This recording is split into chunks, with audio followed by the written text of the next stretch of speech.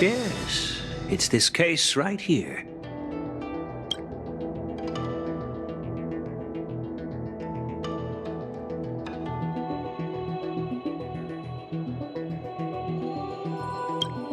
There will be numerous contests and celebrations during the war dance. And the main event will be the Ringmaster's Challenge. The host will dispatch a skilled warrior to take on challengers from all over the cosmos, showcasing the excellent martial arts of the Xianzhou Lawfu. When you mentioned that the Astral Express would be attending the ceremony, I thought the High Elder of the Lawfu would be the Ringmaster. You humor me, Elder Huayan.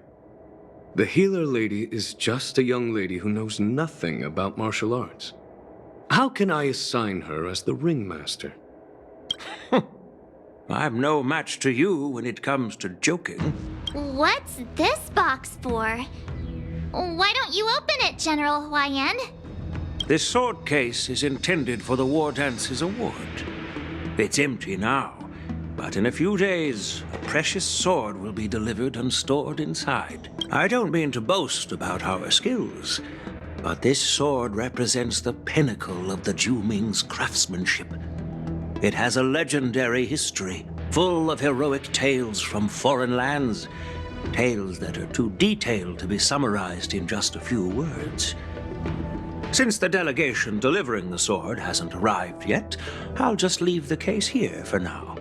I've been wondering who would be worthy of such a sword. And then it hit me. I can award it to the champion of the Ringmaster's Challenge. The ceremony's champion is sure to be a perfect match for the sword. Moreover, I hear that Yanqing is an excellent swordmaster, and that he will be representing the Lawfu as the Ringmaster. So it seems like a perfect gift for him. Thank you for your generosity, Elder Huayan. If you want to give me a sword, just say the word, Grandpa. No need to beat around the bush.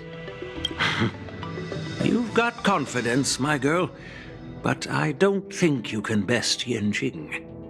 I know you're all about swords, Miss Yunli.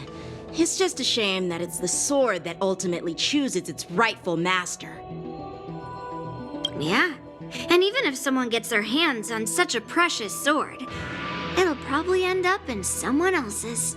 The outcome of our duel at the Alchemy Commission is still up in the air. Since you're interested, why don't you represent the Xianzhou Jiming and challenge me in the ring? That's exactly what I had in mind. Nobody knows who's gonna come out on top. It could be me, could be someone else. It'll probably be me. But whatever happens, it won't be him.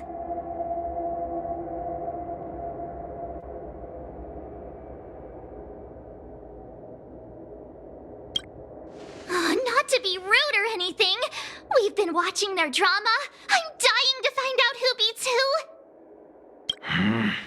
Quiet down. We have other guests here. I've prepared this sword to add some excitement to the ceremony, not to have you two squabble. It's not a good look for the Alliance. While you both seem confident that you'll win, you need to remember there can only be one winner and one loser in the ring, which could lead to hard feelings. Actually, I have an idea. We don't know who the winner will be, and it might not be either of you. But if you're eyeing that prize, you'll need to work together.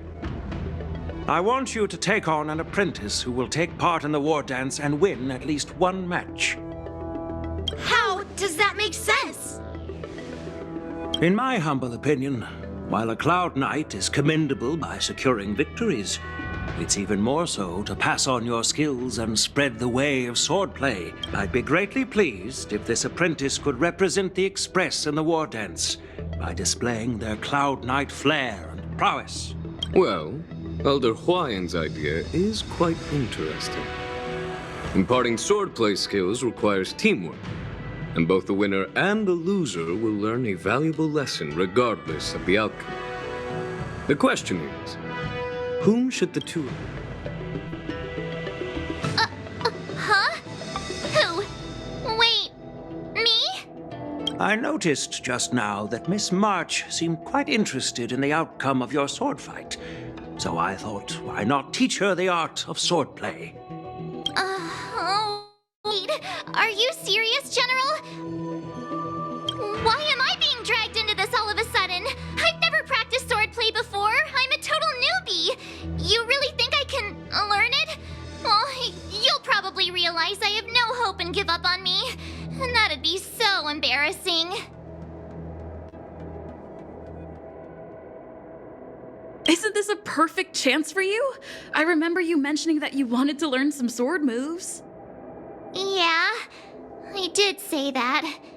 But this is all happening so quickly, don't you think? Miss March is like a piece of jade in the rough, just waiting to be shaped. The war dance is the perfect opportunity to see what heights she can reach. I appreciate your kind words, General YN. But won't teaching me swordplay be a waste of Yanqing and Yunli's time? They should be preparing for the ceremony. Plus, I heard that each swordmaster has their own special moves. What if they let something slip while teaching me? If everyone knows each other's tactics, won't that make it hard to catch people off guard during the war dance? That's considerate of you, March 7th. But don't worry. It'll take you at least a decade of hard training before you can even start learning special moves. No need to freak out. A few Juming swordplay tricks will mean you'll be more than equipped. Really? Looks like March's curiosity has been piqued. The whole point is to know each other's moves. Defeating your opponent in just one move? How boring would that be? Plus, what really decides a swordsman's fate isn't some special move. It's the solid fundamentals. So Miss Yunli has already agreed. What do you say, Yanqing? General, I haven't graduated yet. How can I be qualified to teach swordplay to others?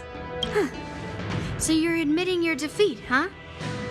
If you're not even confident to teach, why don't you let me be the ringmaster instead? Yanqing, teaching an apprentice is also a way of honing your own skills and gaining insights. You've been an apprentice for years. It's about time you looked at swordplay from another perspective. I see, General. Then count. Now that Yanqing has agreed too, it all comes down to Miss March giving her nod. It's up to you to make the final decision, March.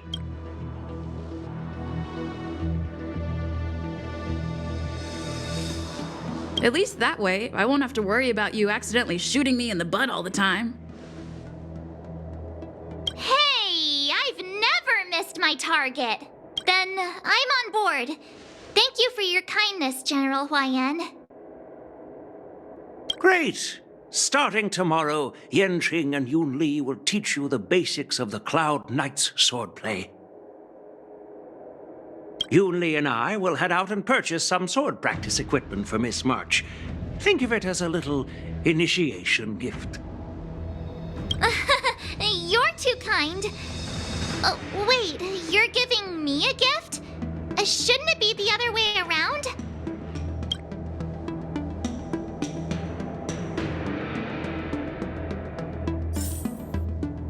General YN's gone. Wait, why does something feel off about what we talked about? I think we strayed off topic. How did things even get to this point? Yeah, I brought you here because the General said he had some important matters to discuss.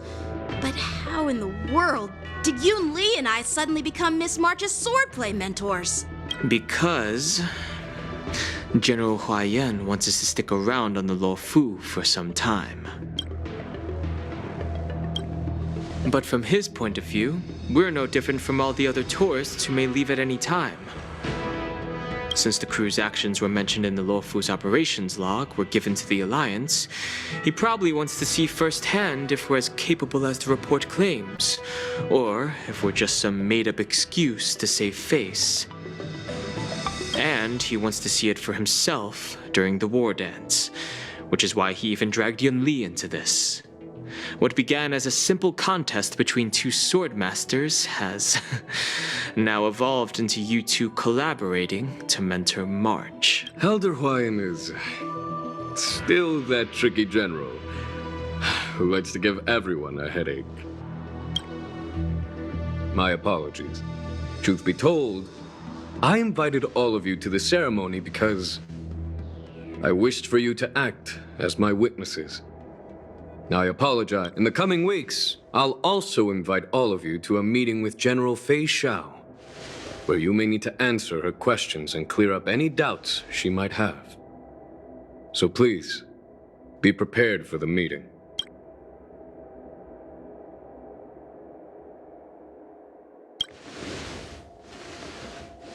Don't worry, General. No matter what happens, I'm prepared to stay here as the Express's witness and answer any questions. Thank you, everyone. General, I know there isn't much I can do to share your burden, but... As the Lawfu Ringmaster, I won't let anyone defeat me in the war dance.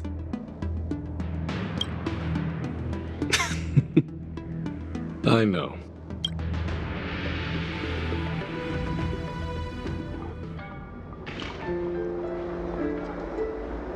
The illustrious Merlin's Claw waiting for me? And for so long, too? It's quite an honor. It's been a while, General Fei Xiao. It's been 30 years since we last saw each other. Right, Yukong? Yes, back then you were the vanguard of the Yao Qing's Verdant Knights, and I was a pilot of the Law Fu's Rainbow Orbit Fleet. Who would have thought that upon meeting again, you'd be a general, and I'd have given up flying? Really does feel like a lifetime ago. Well, I wouldn't say I haven't seen you in 30 years. After all, your great victories are announced through the Yellow Bell resonance system every day. So I'm well aware of your great feats. How's your health holding up? Still stable, I suppose. Do you still remember the medic who saved me in battle? That healer with the odd name and peculiar temperament. What was his name again? Was it Pichu? Or Kachio? Jiao Cho. He's been my retainer and personal healer, delegated by the Alchemy Commission from the Xianzhou Yao Qing. Over the years, he's dedicated himself to managing my condition. It's thanks to him that I'm still in good health today. Given my background, I'm happy to have made it this far. I'm relieved to know that you're safe and sound. Well then, since you and Elder Huayan are here, I imagine you must have received orders from the Marshal? As your friend, may I ask how the Alliance intends to punish the General of the Lawfu? The Arbor's rebirth has frightened the elders who lurk behind the scenes. They fear the resurgence of abominations, much like what happened 30 years ago. Although the report from the Lawfu explained all the details, we don't know if the Ruin Legion really invaded, or how exactly the Stellaron Hunters and the Astral Express became involved. This puzzle has many missing pieces. As you know, the fugitive Jing Liu, who mysteriously disappeared many years ago, has resurfaced. This time, she has brought along an Outworlder and a coffin, claiming to offer the Marshal a method to fight against the Eons.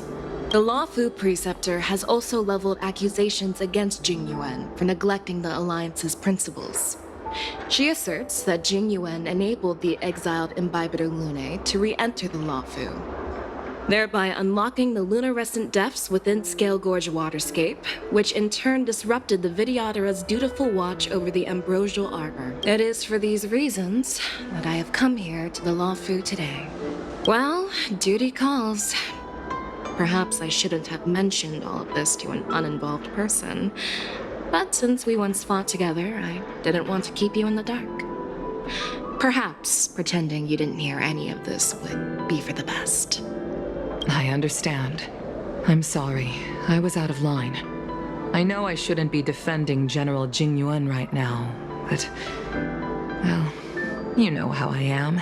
The Law Fu has enjoyed centuries of stability since the end of the sedition of Imbibitor Lunae, much of which can be attributed to General Jing Yuan's masterful strategy. Unfortunately, for long-life species, enduring through the ages always culminates in a failure that undoes all previous achievements, a moment that our adversaries relish. That's true. And that's why I'm also here for another purpose. To visit Hule. Hule? You mean that Hule? The Borisin warhead? The same Hule who has been imprisoned in the shackling prison for over 7 years? Nemesis of the Foxian and shall be imprisoned until the end of the cosmos. I can't quite remember the exact wording, but yes, the very same Hule. Usually, only emissaries from the Xianzhou Yaoqing Skyfaring Commission visit him once every century. Why do you have to visit him now, of all times? The Foxians and the Alliance made a pact to combat the abominations, aiming to achieve justice and free their kin. That werewolf monster is to be forever imprisoned in the dark recesses of the shackling prison, facing unending retribution. Given the situation on the Law Fu, those on the Yaoqing are concerned about Hule's imprisonment. I'm afraid that the routine visit every century is no longer sufficient to ease their concerns. That's why I was sent here, to reassure them. It's all bad news. Well, not everything. There might be a silver lining. Oh, by the way, I found some clues about the thing you asked for. Tell me more. The Verdant Knights followed the route you mentioned and discovered the wreckage of the Whistling Flame ship. Unfortunately, there were no survivors and no cargo. However, someone had already been on the scene before we arrived. Our people? Or someone from the IPC? No, neither. Yukong, have you heard of a person named Ron May?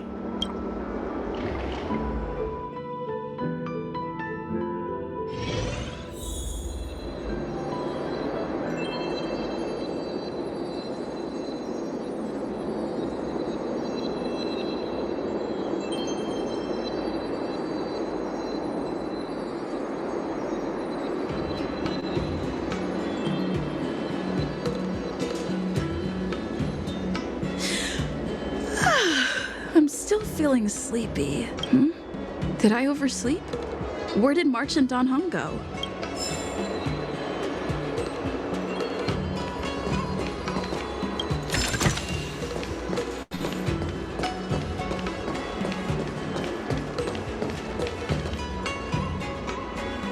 There you are!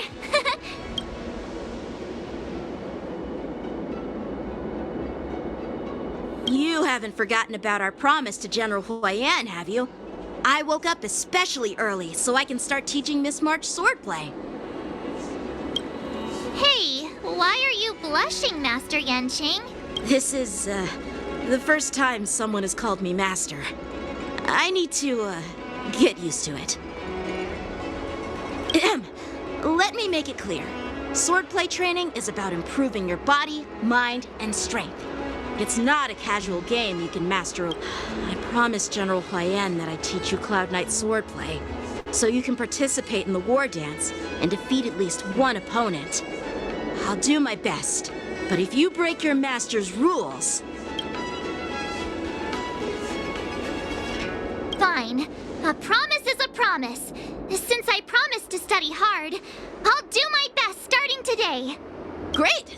That's the spirit. March is in your hands now, Yanqing. Don't be too easy on her. Don Hung, do you even have a heart? Did you lose it somewhere? By the way, where's Yoon Lee? I've found a quiet spot in the back garden of the Palace of Astrum for our first lesson together.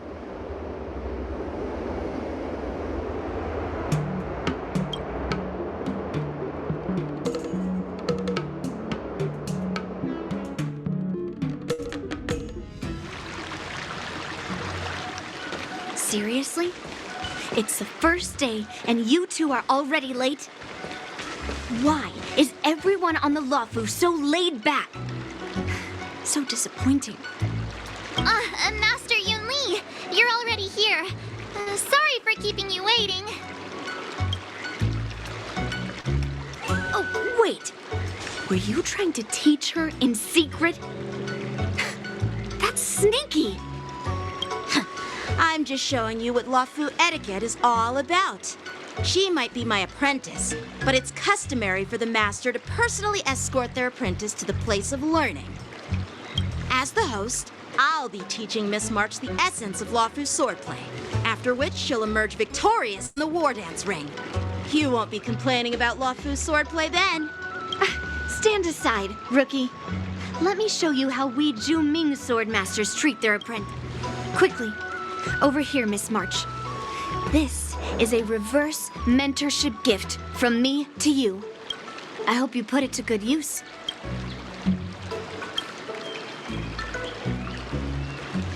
What's this? Xianzhou clothing? It's so beautiful! Sword practice requires precise movements. This outfit is tailored to fit perfectly and allows for smooth movements. I even added some small accessories. I put a lot of thought into it. You're awesome, Master Yun Li! See? See? How can you compete with me? I'll teach March 7th the essence of Ju Ming swordplay so she can win the contest with my sword skills. Actually, I've prepared something too. Huh? You have a gift for me too, Master Yanqing? Since you want to learn swordplay, Miss March, you'll need suitable weapons. So, I went out of my way to prepare a pair of swords overnight.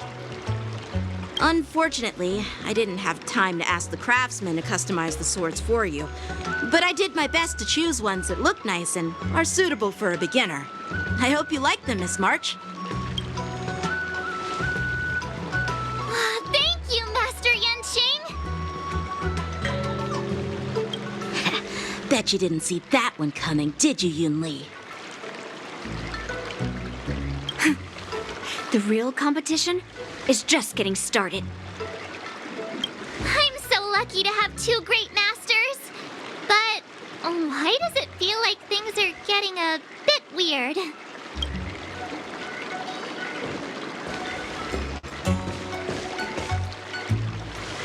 So what do you think, masters?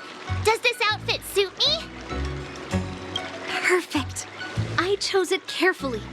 It's perfect for beautiful young swordswomen like you and me. Ahem. All right, let's get started with the training. The person next to me is a Cloud Knight instructor I've brought in. For your first lesson, try exchanging a couple of moves with it. Wait. We're having actual combat training for the first lesson? Isn't that a bit... Well, I heard you have some experience with archery and martial arts. The first thing we're going to do is see just how strong your fundamentals are. Come on, step forward and strike with the sword in the most natural way you can think of.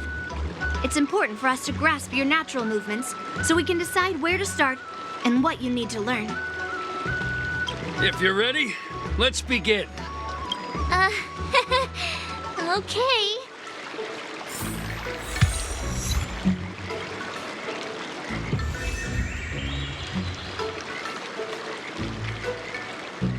Well, I heard you have some experience with archery and martial arts.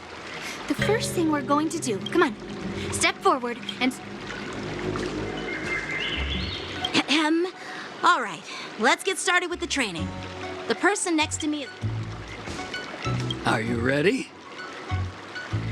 Yeah, I'm ready. But please go easy on me. Then I apologize in advance, Miss March.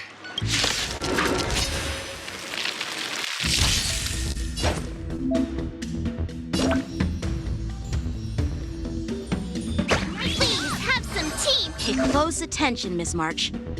Luofu swordplay is all about being swift and agile in your movements.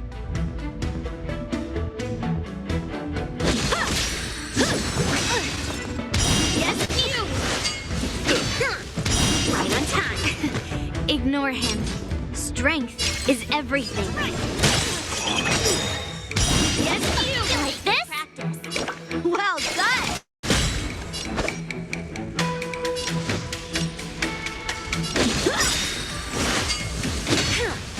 Right on time.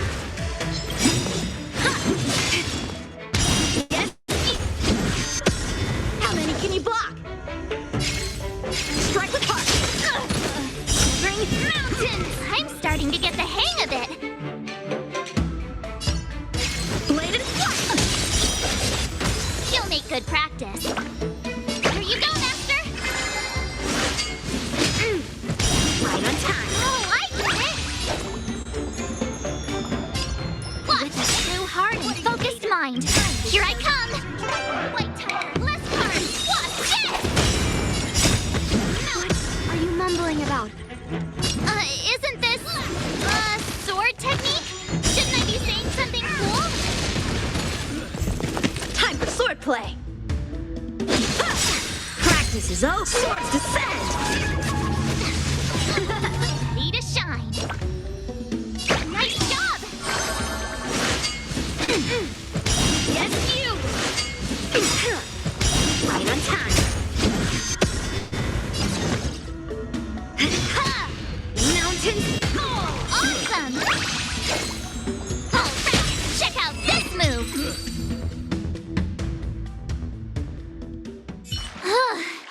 I didn't expect the first lesson to be so intense. Miss March has quick hands and a flexible body. She's a perfect fit for practicing Lawfu swordplay. However, she lacks strength, and her strikes were a bit unfocused. But don't worry, that's totally normal for beginners. Once she starts practicing Juming swordplay, she'll make heaps of progress. Given the situation, I believe Miss March should start by working on her footwork. Strength. Seriously, do you actually know anything about swordplay, or what? I could ask you the same thing. Dual swords require agility. So what's more important than footwork? Instead of focusing on her strengths, we should address her weaknesses. The drawback of wielding two swords is not generating enough force. What good is being quick on your feet if you don't have strength? It's not like we're dancing here. Skilled sword masters know how to play to their strengths and work on their weaknesses. Start with what you're good at, then tackle your weaknesses. That's the right way to learn. You're quite the theorist, huh? Theorist? You claim to be able to talk to swords. So what does that make you? A lunatic? Hey, it's only my first lesson, and you're already arguing. Come on, calm down, Masters. I'll have to improve both my footwork and strength anyway, so it doesn't matter which one comes first. But it does matter. Just listen to me, March 7th. Aww.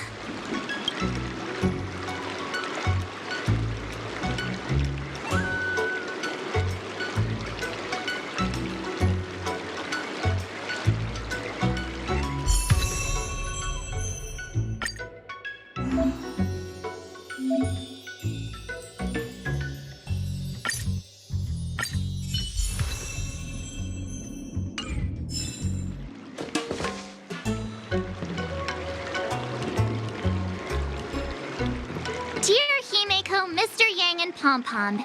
We're all good here on the Xianzhou Lawfu, so no need to worry. By the way, how's your trip going?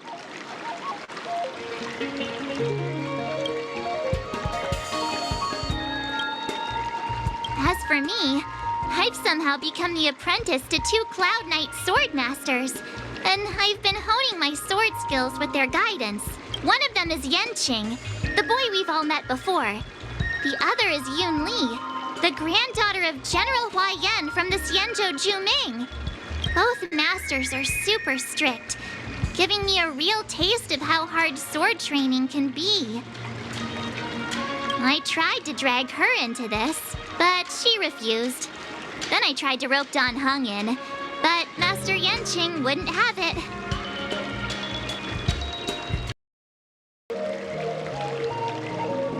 Still, I didn't let the difficulty get to me. In just a few weeks, My sword skills have improved a lot. Both my masters think I have unique talents in swordplay and are literally fighting each other to teach me their skills.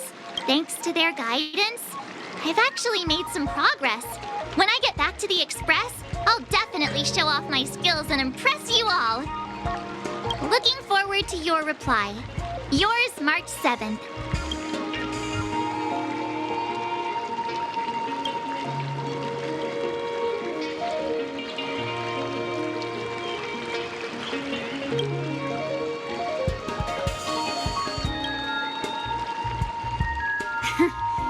Well done. Let's call it a day.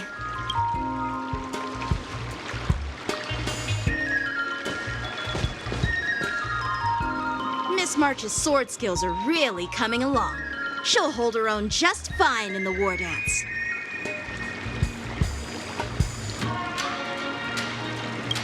Perhaps I might have a shot at beating both masters in the ring?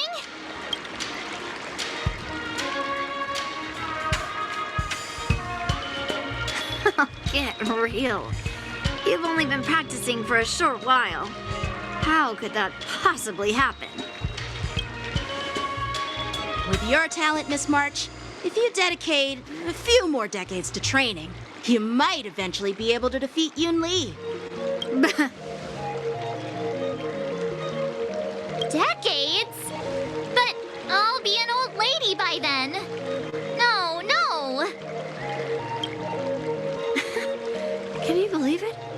March 7th has actually become a pretty decent swordmaster in such a short time. Now I understand why Grandpa always had a grin on his face while training me. Are you sure he wasn't laughing at you? Oh, shut up. It's all thanks to your amazing guidance, Masters. Miss March, you're really getting the hang of wielding dual swords. If you're keen on advancing, trying out different Xianzhou blades can improve your touch. Oh, let me see. Which sword is the most powerful? Single sword? Great sword? Or maybe a flying sword? There's no such thing as the most powerful sword. It's all about the skill of the swordmaster. Yanqing wields several flying swords, while I only wield one. But remember how I kicked his butt at the Alchemy Commission? First, you didn't kick my butt. Second, you'll never kick my butt. Third, how about we settle this right now and see who kicks whose butt? Yeah, I'm up for that. And if I kick your butt, you'll drop out of the war dance. Deal? Why are you two arguing again? I thought things had been improving between you lately.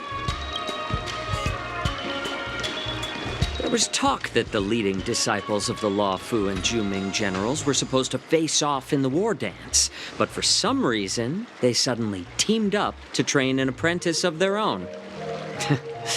Turns out the rumors are true.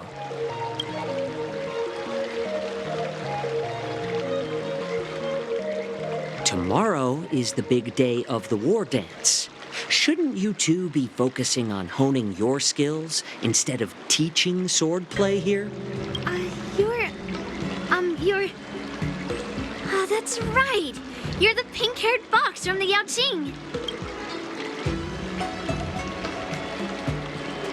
This is Mr. Jiaoqiu, the healer working for the general of the Xianzhou Yaoqing. Ah, got it. So, you're the participant attending the war dance on behalf of the Yaoqing. And you were trying to sneak a peek at our training? Sorry for the misunderstanding. I don't know anything about martial arts. I'm just here on the general's orders to take care of some official business. I didn't mean to interrupt your training. I'll be on my way. If you know nothing about martial arts, why were you smirking earlier? Well, my curiosity got the better of me, I suppose. When I heard Miss March's pondering about what to learn, I couldn't help but wander over. From my professional experience, Cleavers, slicers, chopping knives, and carving knives are all just tools. Kind of like frying, sautéing, boiling, and deep frying in cooking. They're just ways for people to show off their skills. How you use them really depends on the ingredients you're working with. It's like your sword teaching methods. If you align your ingredient, in other words, your apprentice's natural tendencies, with the right cooking method, by which I mean the teaching method that best suits her, she'll make double the progress in half the time. For example, golden eggplant tastes best when fried, cloud peppers when stir-fried, and yellow boulder beef when simmered. It's all about discovering the nature of the ingredients.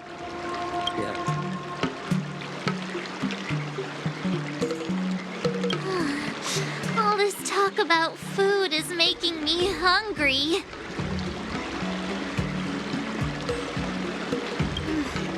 Are you a healer? Why are you talking about food? Well, it's just a metaphor. The medicinal school I follow on the Senjo Yaoqing is called the Ranja School, that specializes in food therapy. So it's only natural that I know a thing or two about cooking. So, you're the General's cook? I'm a healer. But anyway, a cook who isn't interested in health doesn't make for a good advisor. Fine, call me a cook if you want. Seeing the way you're looking at me, it's obvious you think I'm just some feeble academic who likes to blabber on about martial arts. But, in reality, I know a thing or two about killing. After all, the art of healing inherently encompasses both life and death. Why is this guy suddenly getting all serious with kids? Do you recognize this bottle of medicine in my hand? No. This is called tumble dust, an extract from an exotic flower named yabra.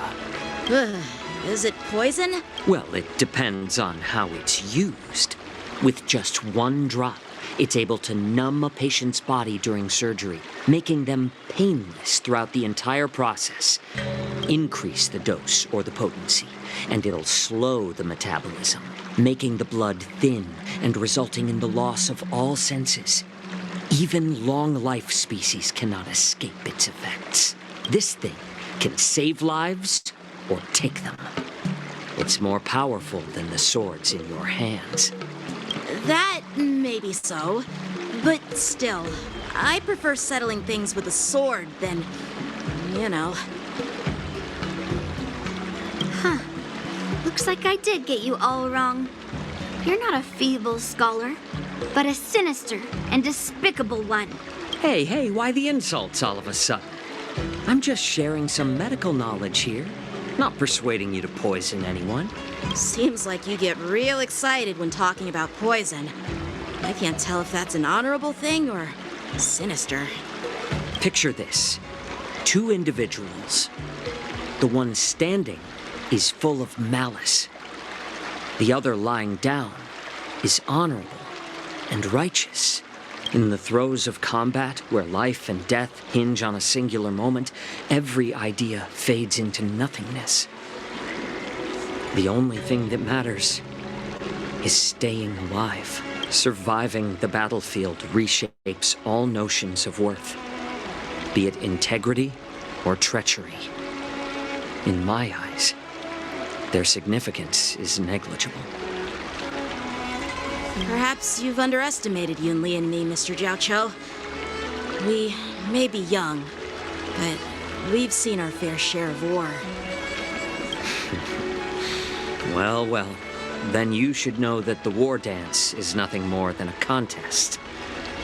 So why are you so focused on it? When I was appointed as the ringmaster for the war dance, I asked the general, we Cloud Knights are supposed to charge into the fray and slay enemies. Why do we have to swing swords in a ring just to please an audience? And this is how the general replied. To unsheath your sword in a ring, is no different than on the battlefield, as your sword reveals the might of all Cloud Knights. The war dance is the perfect chance to showcase martial virtue and forge alliances from all over the cosmos. When we unsheath the sword without drawing blood, we not only display our might, but also the martial virtue of the Cloud Knights. That's quite an insightful statement, Yanqing. Well, my apologies for being so short-sighted. I've been on the Luofu for quite some time, but I haven't had the chance to see the ceremony venue for myself yet. Hearing you speak so highly of it has piqued my curiosity. Would you mind showing me around? You want to see the Sky Splitter ship where the war dance will be held? Let's go! I bet Yun Li and Miss March haven't seen it either, right? Well then, I'll give you all a tour.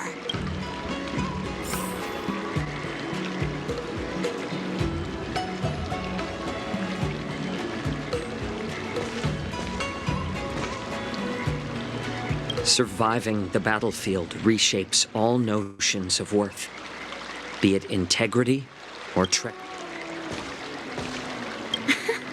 Can you believe it?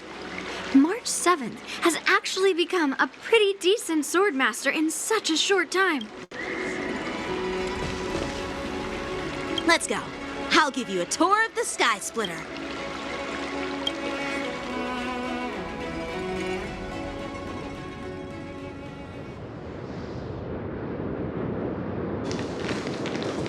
Looks like a lot of other visitors have also come to catch a glimpse of the Sky Splitter.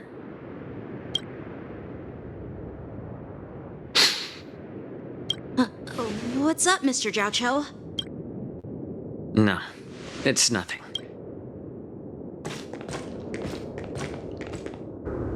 Do you see that airship in the distance? That's the Sky Splitter, the venue for the war dance ceremony. It doesn't look all that impressive from this distance. The Sky Splitter is actually a decommissioned Luofu military vessel. People aren't allowed on board until the war dance officially commences. Tomorrow, when the bell rings and the ceremonial cannons roar, I'll be there representing the Cloud Knights of the Xianzhou Luofu, standing in the ring, ready to take on challengers from all over since I was a kid. I've been training in swordplay and the art of war under the general. Every day, I'd swing my sword 10,000 times, and then thrust it 10,000 times, repeating the process over and over. I understand that I'm not like other kids. I never envied the toys and freedom they all had. I never found sword practice boring or hard, even in the thick of battle. Facing down savage abominations, I never felt scared. Each day, I could feel myself getting stronger and stronger, and I racked up countless victories. It's the best feeling in the world.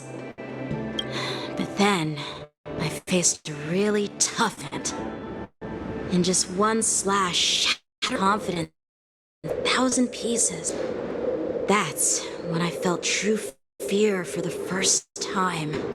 Maybe that's what Mr. Zhao meant by life and death in a singular moment. Every idea fades into nothingness. After that, I had to pick up the pieces and try to put myself back together. But no matter how hard I tried, I couldn't seem to find my old... I often ask myself, why do I wield my sword? If defeat is inevitable, why do I continue to fight? Is it to reclaim the joy of victory? To meet the general's expectations? Or to secure my honor among the Cloud Knights? While the general could teach me the art of swordplay, he couldn't teach me why I should keep on going. He said, the reason must come from within myself. I've been struggling to find that reason, but After talking with you, Mr. Zhao Chou, I think I already have that reason in mind. As a member of the Cloud Knights and the General's apprentice, I've had a weight on my shoulders. And I know there's still more to shoulder. But when I wield my sword, it feels like I'm letting go of everything. I love the feeling of giving it my all, facing any obstacle in front of me, pressing forward. That's why I wield my sword. Oh, Yanqing. So young, yet so grown up. By the way, how old are you exactly? Age doesn't really matter. All sword masters will understand how I get it. Looks like all the kids on the Luofu live tough lives. So, how about you, Miss Yun? It's not to ask a girl her age, no matter which Xianzhou ship you're on. I'm not asking your age. I'm asking if you have a dream like Yanqing has. You don't talk like a cook. You sound more like a TV host or something. Need I repeat myself again? I'm a healer. Well, I don't have a dream like Yanqing does. The only reason I'm participating in the Ringmaster's Challenge is because I made a promise to my grandfather that I'd win the precious sword he's contributed to the war dance. Sounds like that mind of yours is just filled with swords. I bet you've got nothing better on your mind. My father was a craftsman on the Xianzhou Juming. Because of his foolishness, many innocent people fell victim to the cursed swords he forged. Since I was a kid, it's been clear to me that not everyone deserves to have a weapon in their hands. Giving them a sword is no different than being cruel to the innocent. So, whenever I come across someone unworthy of a sword, I can't help but want to take it away from them. Given that Yanqing is the war dance ringmaster, I'm stepping up to challenge him. To ensure the precious sword doesn't fall into the hands of an unworthy master. Hey, what do you mean by an unworthy master? I see. It's not easy for kids on the Juming either. Well, it's better to have a reason for wielding a sword than to be lost and confused. I've saved countless Cloud Knights in my life, and there are plenty of exceptional warriors, just like the two. What happened, Mr. Zhao Chou? Oh, nothing. I was just reminded of some old friends and old tales. Judging from my professional perspective as a healer, both of you possess remarkable vitality. Your energies flow like raging fires and mighty gales. The upcoming fight will definitely be impressive. Well, we've seen the Sky Splitter and toured the Stargazer Navalia. I guess it's time to say goodbye for now. What? You're leaving already? But you haven't asked me about my dreams. I've been working hard too, you know. It's getting late, Miss March. Unlike you lot, I'm a grown-up bound by responsibilities and duties. The tasks entrusted to me by the General won't complete themselves. By the way, Yanqing, is it normal to have so many people wandering around in an automated area like the Stargazer Navalia? Actually, this is a restricted area. But since you're all guests, I made an exception, so you could take a look around.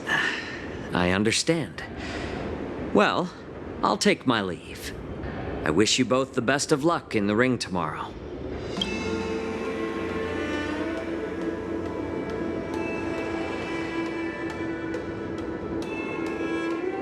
Seriously?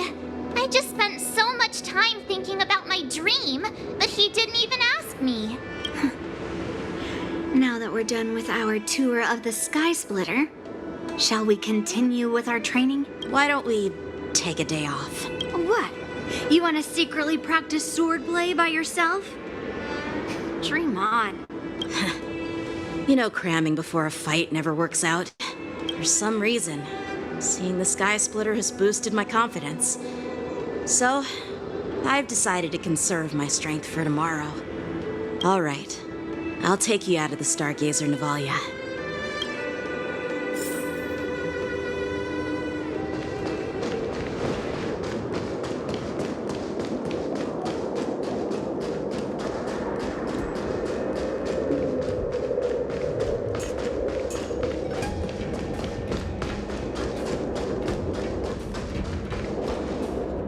Oh, just shut up, Red Fang! This is not a beast ship. I need some time to take care of things. You willingly donned the skin of a lowly beast to join this mission, dedicating yourself to our glorious cause. And now you're telling me you can't handle it? Do you realize how many we need?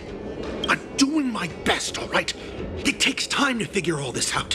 When the guns go off tomorrow, all eyes will be on it. That'll be our only.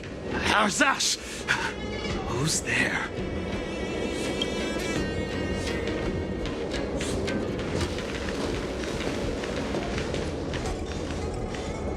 Who are you guys?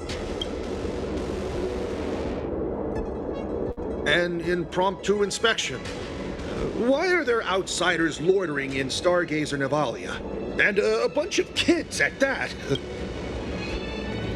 Hey, kids, didn't your parents ever tell you to stay away from the Stargazer Navalia?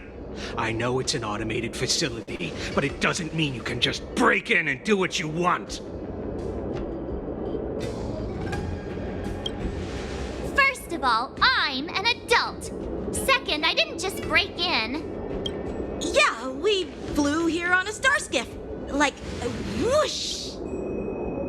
Well, I'm not trying to tell you off, but this place is off limits to the public, you know? Big sis, let's go. I want to play in Everhunt Plains. Huh? Everhunt Plains? Yeah, sure. Big Sis will take you there.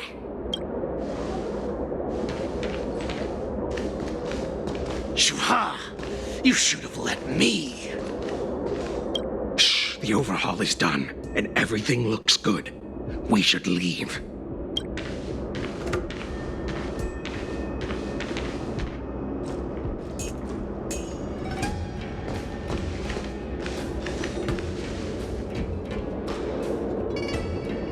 Could you repeat what you just said, Yenqing? What did I say? Big sis, let's go. I want to play in Everhunt Plains. Come on. Can't you read the room? Something is definitely off about the 3 people we just met. Yeah, anyone could see that. I just wanted to hear you say it again. That pink-haired fox tried to say something. I'm pretty sure he sensed something fishy. Since he's not familiar with this place, he just dropped us a hint. But you didn't seem to be paying attention at all. I knew that from the beginning. That Cloud Knight didn't recognize Master Yenqing at all. That's really weird. What? Is he famous on the Luofu or something? Not even the Cloud Knights on the Juming, who all know my glorious name, might recognize my face. You have a point. A Cloud Knight, a member from the Skyfaring Commission, and a craftsman. They're from various departments, and the reason for the overhaul seems legit. But one of them blurted out some weird language just now. Did you hear that? I have a feeling that if we secretly tail them, we'll definitely catch these guys in the act. Follow my lead, and be careful not to blow our cover.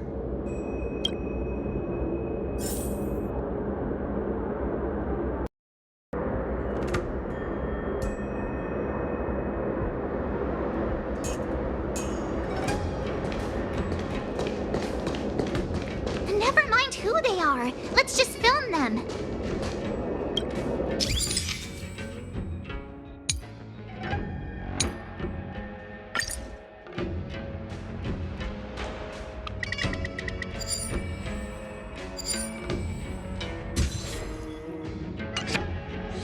should have just killed those lowly beasts. Those little brats won't take up much space. There are boxes all over this place. Just dump them into one and no one will notice. Cut the theatrics, Grulok. Even the slightest slip-up could interfere with Lord Moktok's plans. So where are we heading next? To check the freight skiffs. We've got a lot of preparations to do. Also, don't forget to take those crates with you. Weapons, supplies. We've got to be well prepared. Otherwise, we're screwed. So, are they smugglers? What exactly are they up to? I have no clue. They seem to be moving those crates. I've got an idea. We can hide inside the crates and follow them.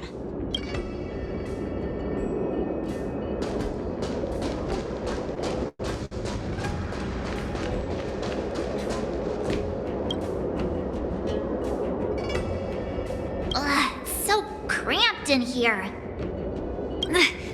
I can hardly breathe. Just hang in there.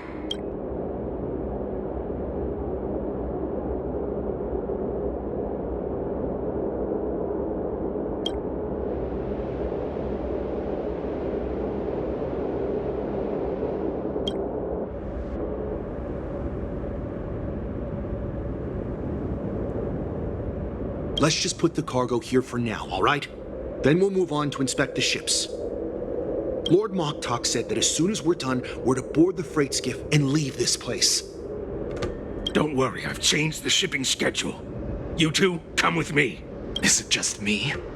I keep smelling that stench of lowly beasts everywhere we go. Don't be so paranoid.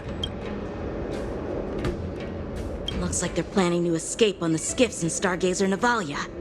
They keep talking about their plans, but where do they come from? And what do they want to do on the Xianzhou? They're definitely something bad.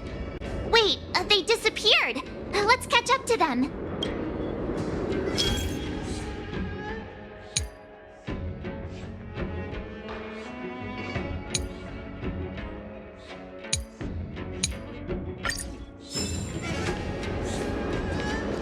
Tread softly, breathe quietly, and make sure to keep an eye on them. Hide out of sight as soon as there's any sign of activity.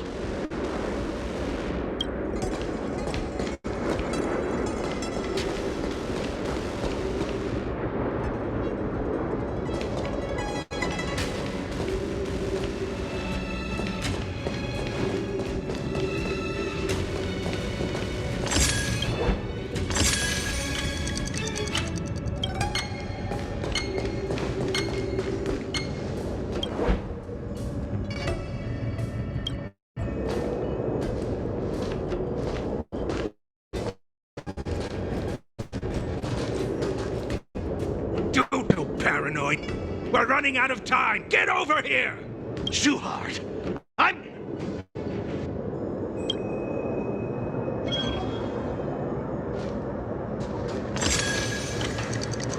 They're leaving. We should catch up to them. Quickly!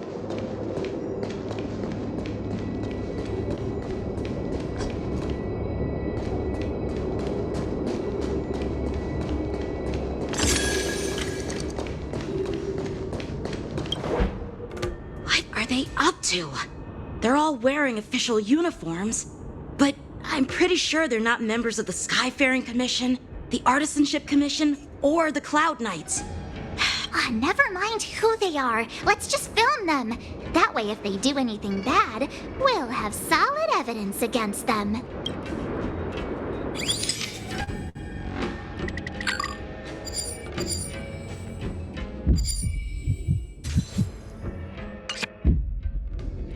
Look at this. A freight star skiff with enough room to fit at least 20 of my men. I'll let the others know and have them prepare more star skiffs.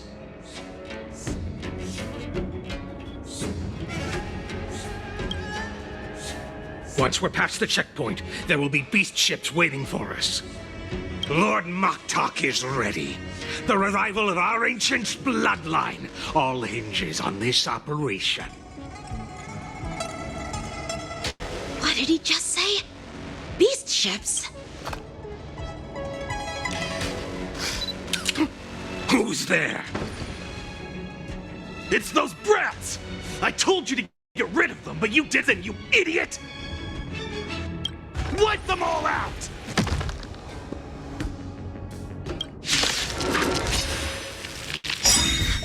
Borson? Adusa!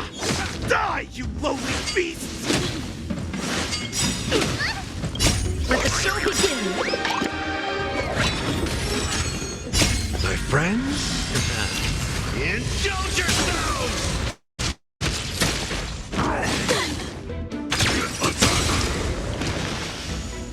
Until everything burns to ashes! Fight to live!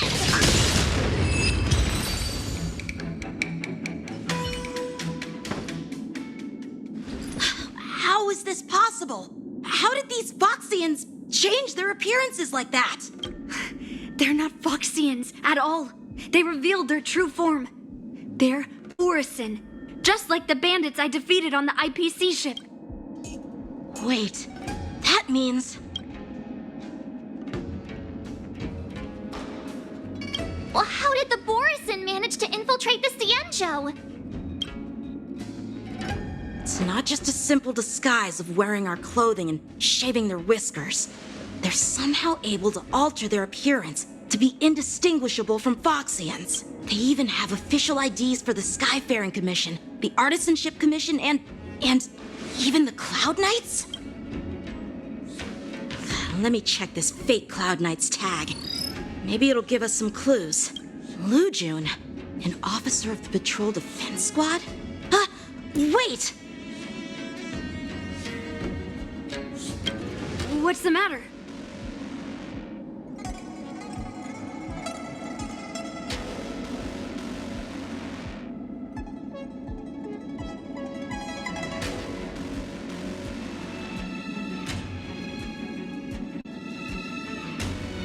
I encountered a patrol officer named Lu Jun before. It was a few weeks ago, when we were transporting the Borison prisoners.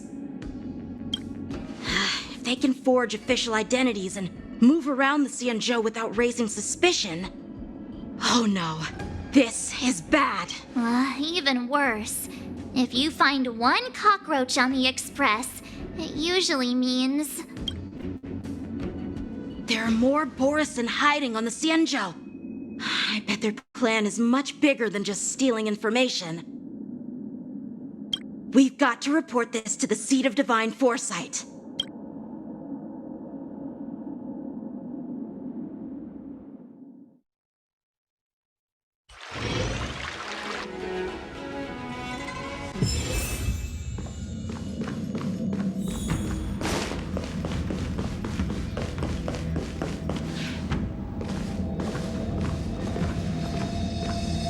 I'm glad to finally meet you in person, guests from the Astral Express.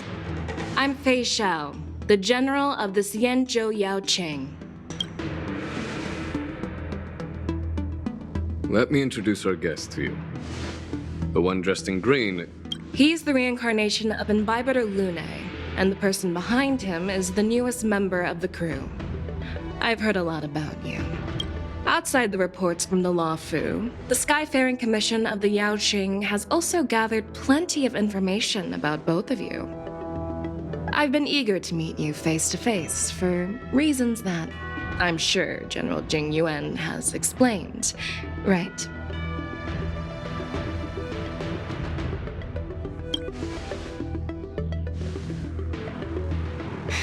That's right. But don't worry, this isn't a trial. I just want to have a chat with you and get a better understanding of the facts. According to General Jing Yuan's report, the Ruin Legion is to blame for the Ambrosial Arbor crisis, and all Arbiter Generals should pay attention to the Ruin Author's movements. Over the years, the Destruction's minions have wreaked havoc on countless worlds, and the Alliance has been keeping an eye on them. But no one expected them to join hands with the remnants of the Abundance. The damage caused by the Ambrosial Arbor crisis was far less severe than expected, which is good news for us. However, it was quite different from the Ruin Legion's usual style of destroying life wherever they go. While I trust the bravery of the Divine Foresight and the Nameless, I'm curious about some details missing from the report. I'd like to take this chance to have an exchange with both of you. Let me be clear, the questions I'll ask might not reflect my actual thoughts, so please don't take offense if any of my questions seem a bit harsh. Please go ahead, General. But keep in mind we can only answer based on what we know. And perhaps you already have the answers to your questions in your... You have a clever tongue. I like it. The Merlin's claw is quite articulate. Right now, her intentions are unknown, and Jing Yuan wants us to be honest. Maybe I'll just stick to the facts we know. Let's cut to the chase. Before the crisis struck, the Astral Express was guided here by a Stellaron hunter, a wanted felon, in an attempt to resolve the Stellaron crisis. However, everyone in the cosmos knows of the Stellaron hunter's reputation. So, why did you place so much trust in them? Could it be that some of you have a connection with them? Apart from the Law Fu, there are many other worlds suffering from Stellaron corrosion. For example, Eurilo 6, the world that the Express stopped at before reaching the Law Fu, was one of them. To the Express, Stellarons act as roadblocks on the Silver Rail and pose risks to the warping process. And that's why dealing with Stellaron issues is part of the duty of the Nameless. Ah, I've heard about those problems caused by Stellarons. The Express connects various worlds, so it makes sense for you to take care of this. The cosmos is a mess, and the Trailblazers are just doing their best to fix it. Let's move on to the next question. The report suggests that Don Shu, the master of the Disciples of Sanctus Medicus, colluded with the Lord Ravager and used the power of the Stellaron to resurrect the Ambrosial Arbor. But here's the thing. Don Shu was just a chief alchemist. Even if she colluded with our enemies and summoned the Stellaron, how did she manage to bypass the Vidyadhara guards around the Ambrosial Arbor?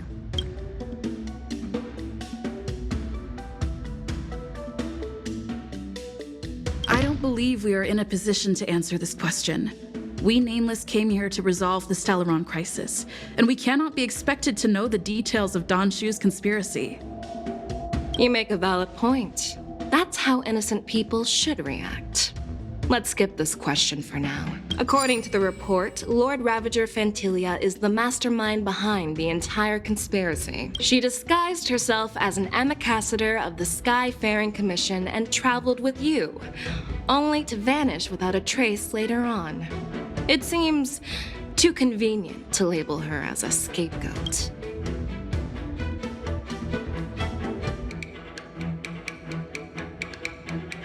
Back then, we were working with Diviner Fu, and she also witnessed Fantilia's true form. You're not going to doubt one of your own people, are you? Of course not. We can trust the testimony of Master Diviner Fu Xuan. However, even if she saw it with her own eyes, we can't completely rule out the possibility that she might have been deceived. After all, it's suspicious how the culprit just bizarrely vanished. Oh, it seems that your answers have addressed all my questions. Generals, I am finished with my questioning. So, what do you think, General Fei Shao? Have the doubts in the report been cleared up? The two Nameless have been honest in their answers. Even though there are some tricky details, my intuition tells me there is nothing wrong. However, the 3 questions I posed earlier were not just for the Nameless, but for you too, General Jing Yuan. First, the Disciples of Sanctus Medicus grew uninterrupted on the Law Fu, yet the 6 charioteers were not aware of it. That was a dereliction of duty. Second, you believed in the Stellaron Hunter's prophecy and entrusted outsiders to solve the crisis, even granting them access to the Plague Mark. That was a dereliction of responsibility. Third, you insist on holding the war dance right after the Ambrosial Arbor crisis, putting the Law Fu back in the spotlight. That is a dereliction of wisdom. Merlin's Claw. Is this your line of thinking? Or the Ten Lords? From the moment I walked in, I made it clear that the questions I'd ask might not reflect my actual thoughts. The disciples of Sanctus Medicus were deeply rooted and had been plotting for a long time. I admit it was my negligence for not noticing it earlier. As for the Stellaron Hunter's prophecy, I didn't believe all of it, but in the end, the Law Fu did survive the Ambrosial Arbor crisis. So, I think it's safe to say that Elio's prophecy about the future holds some merit. And as for the war dance, do you think I'm unaware of the risks? However, risks can also be opportunities. The Law Fu has lain low for too long.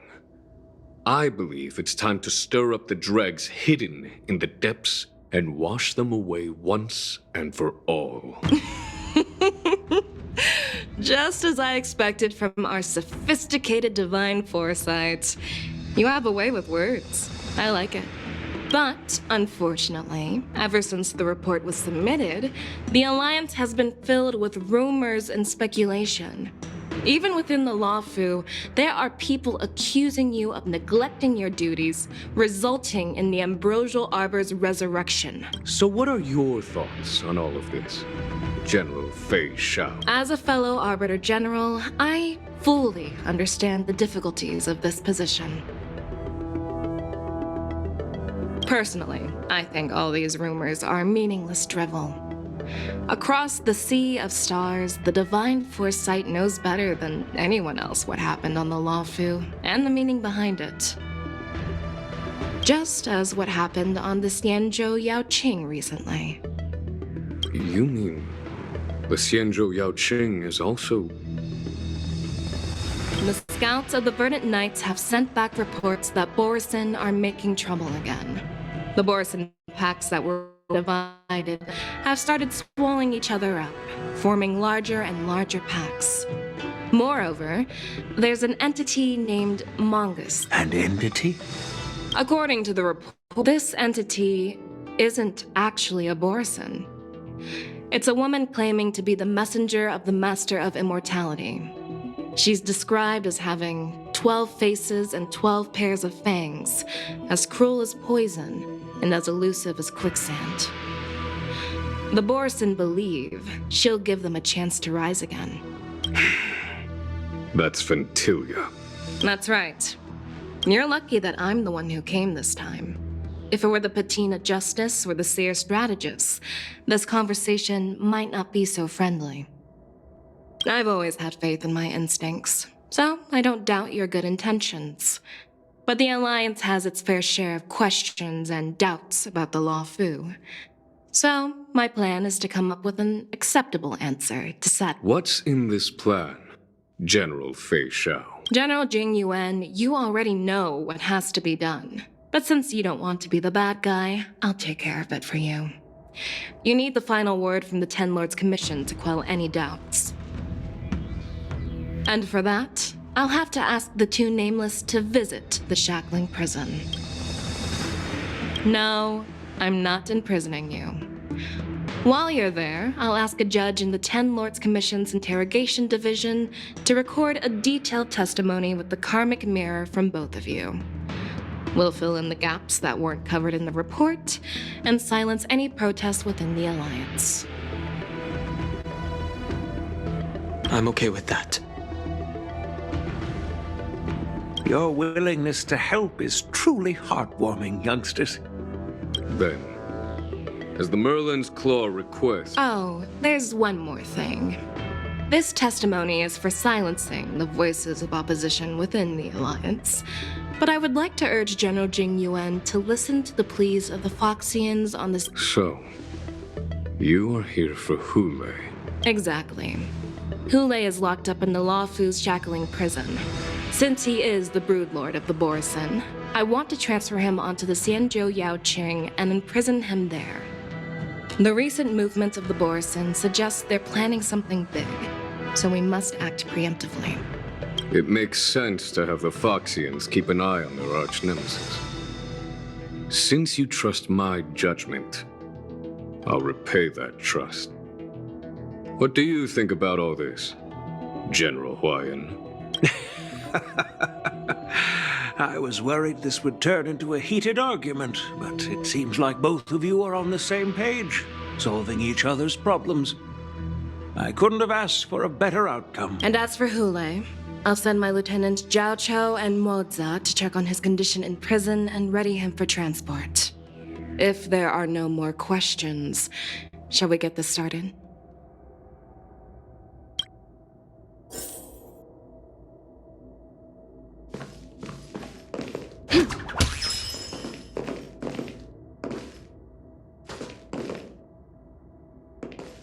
Well, I'm glad we managed to talk this out.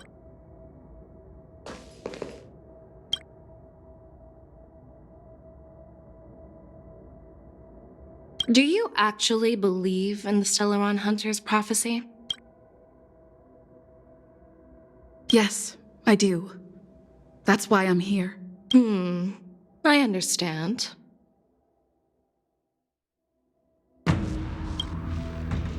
While words can be deceiving, your gaze, your breathing, and your scent, they reveal more than your words do. I trust my intuition more than any word.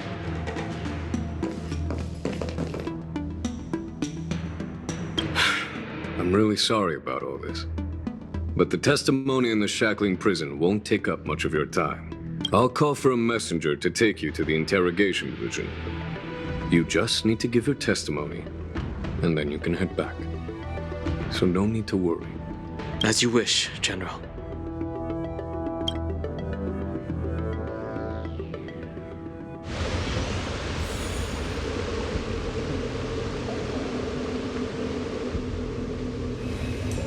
As General Jing Yuan requested, everything is prepared for your arrival, and I am here to receive you. The judges at the interrogation division also know your purpose in coming.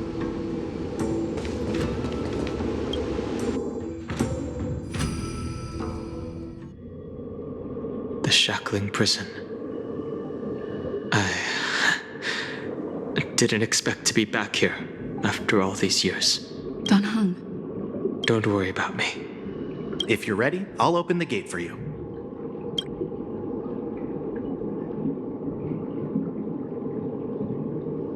Well, technically, the shackling prison is spread out across multiple delves, and the ancient sea is just where they overlap. Please, come on in, dear guests.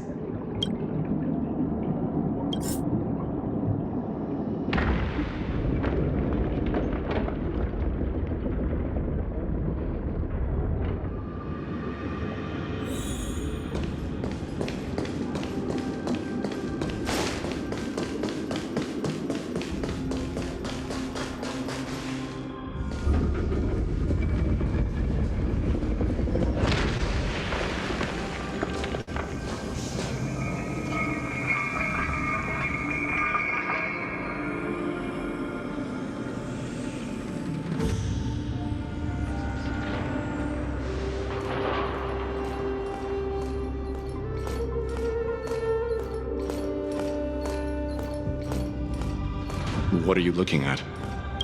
The shackling prison on the Luofu is completely different from the one on the Yaoqing. It's completely under... Whether it's in the clouds or underwater, breaking free would still be a piece of cake for me. Still thinking about your old jailbreak tricks, huh? Forget it. You're free now. Just don't do anything stupid, or the judges will throw you back in there and lock you up for a few hundred years. You'll see me again in just a few days. Taking Hule back to the Yaoqing means a lot to the Foxians on the ship, and to the General herself. So stay alert.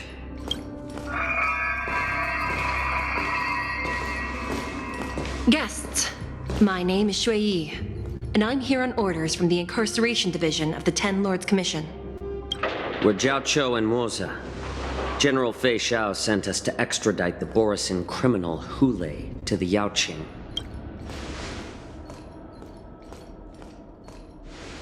We're here to inspect the conditions of his imprisonment and make preparations for the handover and transportation. I assume you've been briefed, Your Honor. Your visit request has been approved. I'll be your guide for this trip. Prisoner Hule, the warhead and brood lord of the Borisin abominations of abundance and the arch-nemesis of the Foxians, is responsible for 2,123 wars of aggression and countless associated crimes. Due to his heinous acts, he has been imprisoned in the depths of the Shackling Prison and subjected to the punishment of the Forest of Swords until the end of time. He shall never be pardoned. No need to repeat his crimes and sentence, Your Honor. He is the greatest enemy of us Foxians. The stories of his atrocities are used to terrify our children. I'm well aware of every crime he's committed. When it comes to visiting criminals, there are rules in place to ensure your safety. I know you've heard legends about Hule since you were children, but your knowledge about him is likely very limited. Only the judges of the Ten Lords Commission truly know what kind of abomination is locked up at the bottom of the Shackling Prison. Centuries, Jing Liu, historian of the Luofu, captured Hule. And during all those years, we never provided him with any food, yet he somehow managed to survive. It defies all the documented physical characteristics of the Borisin. The Forest of Swords, forged by the Punishment Division, is a device of intense torment, used to execute sinful abominations. Most Borisin die within 3 days in the forest, but Hule is different. Every time the blades pierce him, his body instantly heals. Despite the brutal punishment, he somehow manages to survive. The complex rules are there because of his abnormal characteristics. Do you understand now? I apologize for any offense caused. Please continue, Your Honor. I've given you the instructions regarding Hule's visitation. Please make sure you read them carefully.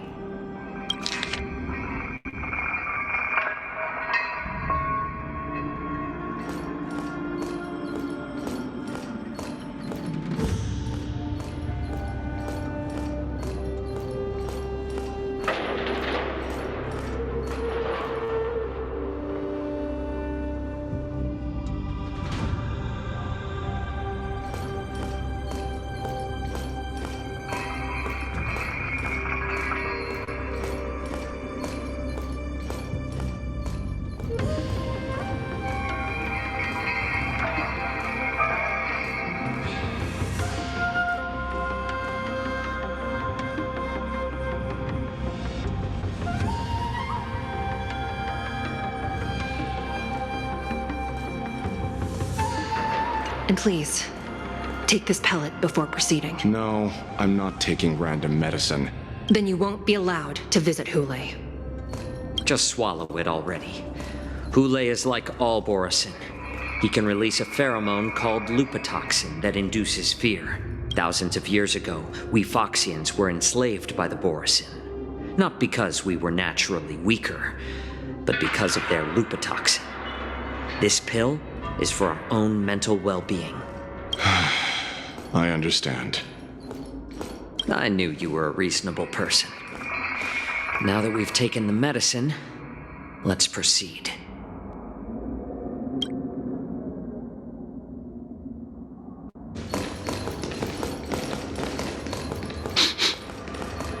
Your Honor. What is it? No, never mind. Maybe I'm just imagining things. Let's keep moving.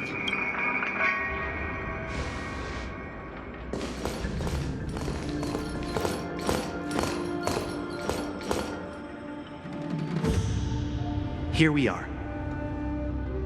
Her Honor hasn't arrived yet. Please wait a moment.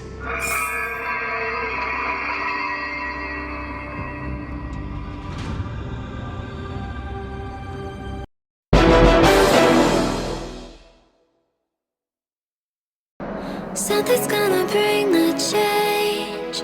Journeys we are meant to take. Something at the edge of space.